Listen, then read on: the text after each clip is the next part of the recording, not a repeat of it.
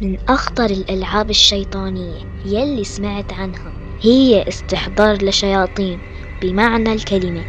سمعت عنها وبحثت مطولا، بس للأمانة ما جربتها، على الأقل لحد هلأ.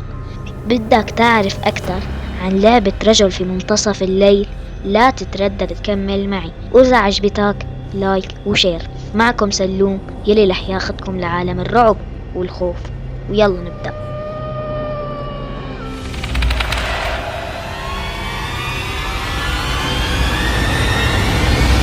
أساس اللعبة إنك تستدعي كيان شيطاني لبيتك لأسباب رح أشرح لك عنها.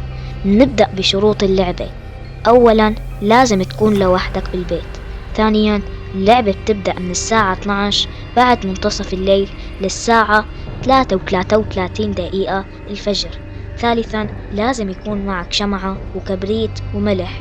رابعا تكتب على ورقة بيضة اسمك وبتجرح ايدك وبتحط دمك على الورقة. خامسا تاخد الورقة وبتحطها على باب بيتك وبتحط شمعة فوق الورقة وبتسكر الباب. بيكون معك شمعة بإيدك مضواية. طبعا الشرط الأساسي إنه يكون البيت ظلام بالكامل. تبدأ بتدق على باب البيت من الداخل 12 دقة، وهذا العدد له علاقة بالسحر، بشرط إنه تكون الدقة رقم 12 متزامنة مع الساعة 12 تماما. وبعدين بتفتح الباب وبتطفي الشمعة يلي برا، وبهيك بتكون سمحت للشيطان بالدخول. وهون بتبلش اللعبة. بتبدأ تلف بالبيت والشمعة بإيدك، ولازم ما تضل بمكان واحد أكثر من 10 ثواني. وإياك ثم إياك الشمعة يلي معك تنطفي، لأنه رح تكون نهايتك. شرط نجاتك إنها الشمعة تضل شاعلة، ولو طفت رح تموت بثواني. أما إذا انطفت الشمعة بأي حال من الأحوال فلازم تحاول تشغلها بأقل من 10 ثواني. وإذا فشلت فطريق نجاتك الوحيد هو إنك ترسم دائرة من الملح وحواليك وتبقى فيها وتحاول تشغل الشمعة.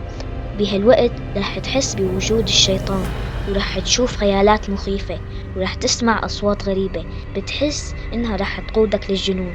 خليك ثابت ولا تطلع، ولكن إذا شفت كيان شبه بشري وعم بيقرب عليك فحاول تهرب وتطلع من البيت بأقصى سرعتك، ولا ترجع قبل الساعة 3:33 الفجر حتى لو بدك تخسر اللعبة.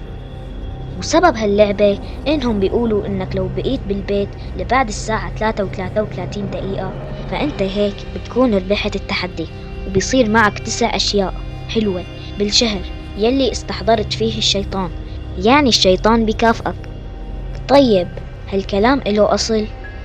طبعا لعبة رجل في منتصف الليل ظهرت بالحضارات الإغريقية، ولكن بوقتها ما كانت لعبة، كانت عبارة عن عقاب.